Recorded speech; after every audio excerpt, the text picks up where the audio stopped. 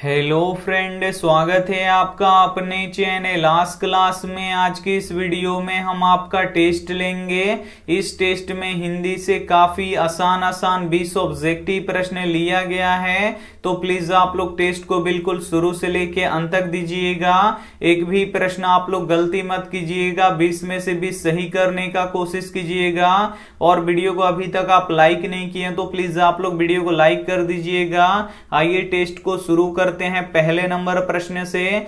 तो पहला नंबर प्रश्न है कि अहिंसा दिवस किस दिन को मनाया जाता है। ए ऑप्शन है 20 जनवरी को, बी ऑप्शन है 15 फरवरी को, सी ऑप्शन है 2 अक्टूबर को, डी ऑप्शन है 15 अगस्त को। तो यहाँ पे आपको बताना है कि अहिंसा दिवस किस दिन को मनाया जाता है। तो अहिंसा दिवस 2 अक्टूबर को मनाया जाता है, इसे आपको याद रखना है। यहाँ पे सी ऑप्शन बिल्कुल ही सही हो जाएगा। ये देखते हैं अगला प्रश्न, 2 नंबर प्रश्न है कि प्रेमधन के अनुसार आज कौन सी वस्तु दिखाई नहीं देती है। ए ऑप्शन है भारतीयता, बी ऑप्शन है पत्रकारिता, सी ऑप्शन है अंग्रेजी भाषा, डी ऑप्शन है इनमें से कोई नहीं।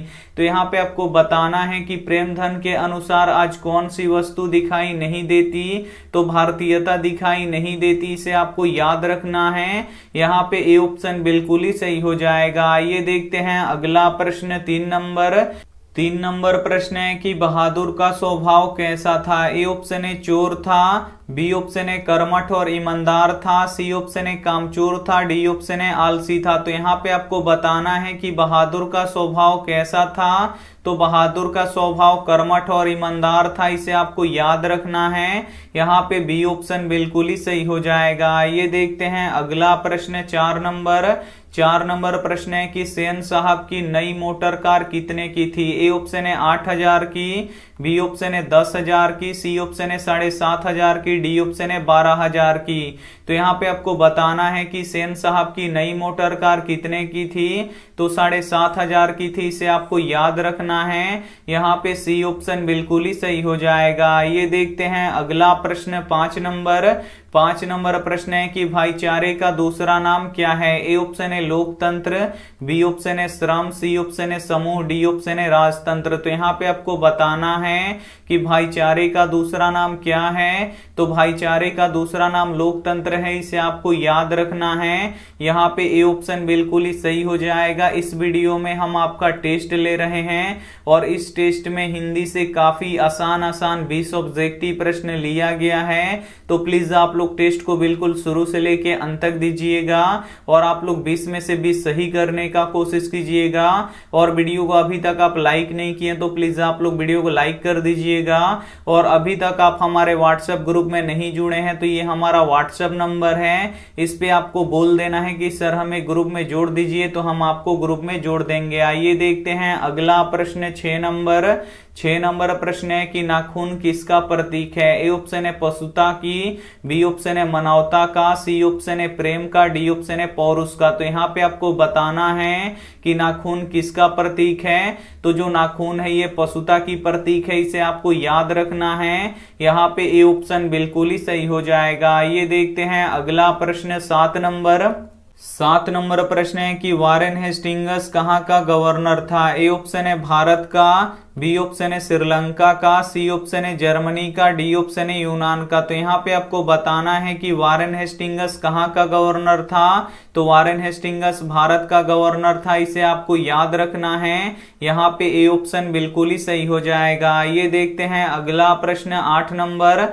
नंबर प्रश्न है कि भारत का सर्वाधिक आबादी कहाँ बसता है। ए ऑप्शन है महानगरों में, बी ऑप्शन है शहरों में, सी ऑप्शन है सरायों में, डी ऑप्शन है गांव में। तो यहाँ पे आपको बताना है कि भारत का सर्वाधिक आबादी कहाँ बसता है। तो भारत का सर्वाधिक आबादी गांव में बसता है, इसे आपको याद रखना है। यहाँ पे डी ऑप्शन बिल्कुल ही सही हो जाएगा। ये देखते हैं अगला प्रश्न, 9 नंबर प्रश्न है कि गिरधर सेन साहब के फैक्ट्री में क्या था। ए ऑप्शन है किरानी, बी ऑप्शन है ड्राइवर, सी ऑप्शन है मैनेजर, डी ऑप्शन है चपरासी। तो यहाँ पे आपको बताना है कि गिरधर सेन साहब के फैक्ट्री में क्या था। तो किरानी था, इसे आपको याद रखना है। यहाँ पे ए ऑप्शन बिल्कुल ही सही हो जाएगा। ये देखते हैं अगला प्रश्न, 10 नंबर प्रश्न है कि शहनाई किस प्रकार के घास से बनाई जाती है। ए ऑप्शन है झालसी से, बी ऑप्शन है शकरकंडा से, सी ऑप्शन है दूब से, डी ऑप्शन है नरकट से। तो यहाँ पे आपको बताना है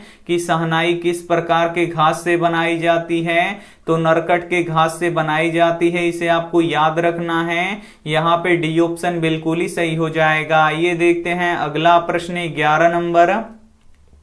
11 नंबर प्रश्न है कि अमराई का कुआं कहाँ है। ए ऑप्शन है रास्ते में, बी ऑप्शन है शहर में, सी ऑप्शन है रंगपा के खेत में, डी ऑप्शन है पटना में। तो यहाँ पे आपको बताना है कि अमराई का कुआं कहाँ है। तो अमराई का कुआं रास्ते में है, इसे आपको याद रखना है। यहाँ पे ए ऑप्शन बिल्कुल ही सही हो जाएगा। ये देखते हैं अगला प्रश्न 12 नंबर। 12 नंबर प्रश्न है कि झोपड़ी और महल के लड़ाई में अक्सर कौन जीतता है। ए ऑप्शन है महल वाले, बी ऑप्शन है झोपड़ी वाले, सी ऑप्शन है दोनों, डी ऑप्शन है इनमें से कोई नहीं। तो यहाँ पे आपको बताना है कि झोपड़ी और महल के लड़ाई में अक्सर कौन जीतता है। तो महल वाले जीतते हैं, इसे आपको याद रखना है। यहाँ पे ए ऑप्शन बिल्कुल ही सही हो जाएगा। ये देखते हैं अगला प्रश्न 13 नंबर। 13 नंबर प्रश्न है कि हरिजन पत्रिका के संपादक कौन थे। ए ऑप्शन है महात्मा गांधी, बी ऑप्शन है विनोबा भावे, सी ऑप्शन है भीमराव अंबेडकर, डी ऑप्शन है राजेंद्र प्रसाद। तो यहाँ पे आपको बताना है कि हरिजन पत्रिका के संपादक कौन थे। तो महात्मा गांधी थे, इसे आपको याद रखना है। यहाँ पे ए ऑप्शन बिल्कुल ही सही हो जाएगा। ये देखते हैं अगला प्रश्न 14 नंबर। 14 नंबर प्रश्न है कि बहादुर कौन था। ए ऑप्शन है कहानीकारक का बेटा, बी ऑप्शन है कहानीकारक का नौकर, सी ऑप्शन है कहानीकारक का रिश्तेदार, डी ऑप्शन है फौजी। तो यहाँ पे आपको बताना है कि बहादुर कौन था। तो बहादुर कहानीकारक का नौकर था, इसे आपको याद रखना है। यहाँ पे बी ऑप्शन बिल्कुल ही सही हो जाएगा। इस वीडियो में हिंदी का टेस्ट ले रहे हैं और हिंदी के काफी आसान 20 ऑब्जेक्टिव प्रश्न लिया गया है। तो प्लीज आप लोग टेस्ट को बिल्कुल शुरू से लेके अंत तक दीजिएगा और 20 में से 20 सही करने का कोशिश कीजिएगा। और वीडियो को अभी तक आप लाइक नहीं किए तो प्लीज आप लोग वीडियो को लाइक भी कर दीजिएगा। ये देखते हैं अगला प्रश्न 15 नंबर।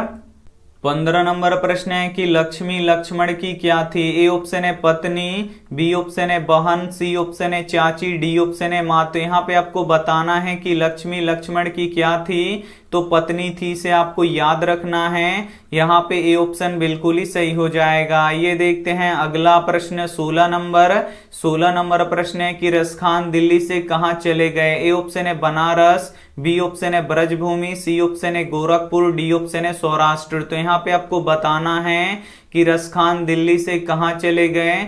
तो ब्रजभूमि चले गए, इसे आपको याद रखना है। यहाँ पे बी ऑप्शन बिल्कुल ही सही हो जाएगा। ये देखते हैं अगला प्रश्न 17 नंबर। 17 नंबर प्रश्न है कि गांधी जी के अनुसार शिक्षा सहायक होता है। ए ऑप्शन है शारीरिक विकास में, बी ऑप्शन है बौद्धिक विकास में, सी ऑप्शन है शरीर बुद्धि और आत्मा के विकास में, डी ऑप्शन है इनमें से कोई नहीं। तो यहाँ पे आपको बताना है कि गांधी जी के अनुसार शिक्षा सहायक होता है। तो शरीर बुद्धि और आत्मा के विकास में सहायक होता है, इसे आपको याद रखना है। यहाँ पे सी ऑप्शन बिल्कुल ही सही हो जाएगा। ये देखते हैं अगला प्रश्न 18 नंबर। 18 नंबर प्रश्न है कि भीमराव अंबेडकर का जन्म कहाँ पे हुआ था। ए ऑप्शन है मध्य प्रदेश में, बी ऑप्शन है गुजरात में, सी ऑप्शन है महाराष्ट्र में, डी ऑप्शन है तमिलनाडु में। तो यहाँ पे आपको बताना है कि भीमराव अंबेडकर का जन्म कहाँ पे हुआ था। तो मध्य प्रदेश में हुआ था, इसे आपको याद रखना है। यहाँ पे ए ऑप्शन बिल्कुल ही सही हो जाएगा। ये देखते हैं अगला प्रश्न 19 नंबर।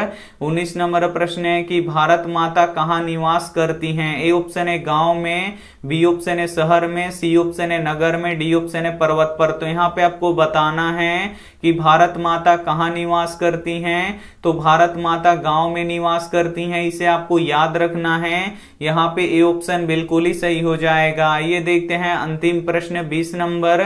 20 नंबर प्रश्न है कि उत्तर भारत के नागरी लिपि को हम किस नाम से जानते हैं। ए ऑप्शन है देवनागरी लिपि के नाम से, बी ऑप्शन है ब्राह्मी लिपि के नाम से, सी ऑप्शन है खरोष्टी लिपि के नाम से, डी ऑप्शन है गुरुमुखी लिपि के नाम से। तो यहाँ पे आपको बताना है कि उत्तर भारत के नागरी लिपि को हम किस नाम से जानते हैं? तो देवनागरी लिपि के नाम से जानते हैं, इसे आपको याद रखना है। यहाँ पे ए ऑप्शन बिल्कुल ही सही हो जाएगा। यहाँ पे आप लोग हिंदी का टेस्ट दे चुके हैं, तो अब आप लोग हमें बता दीजिए कि आपका 20 प्रश्नों में से कितना सही हुआ। अगर आपका 20 में से 20 सही हुआ तो आपका तैयारी काफी अच्छी चल रही है, और बिल्कुल ऐसी ही तैयारी आपको करते रहना है। और ये रहा आपके लिए होमवर्क प्रश्न, इसका जवाब आपको कमेंट बॉक्स में देना है कि रिश्तेदार के पत्नी के कितने रुपए खो गए थे। ए ऑप्शन है 11 रुपया, बी ऑप्शन है 15 रुपया, सी ऑप्शन है 25 रुपया, डी ऑप्शन है 13 रुपया। तो आप लोग जल्दी जल्दी बता दीजिए कि आपका कितना सही हुआ। हम यहाँ पे सभी का कमेंट देख रहे हैं।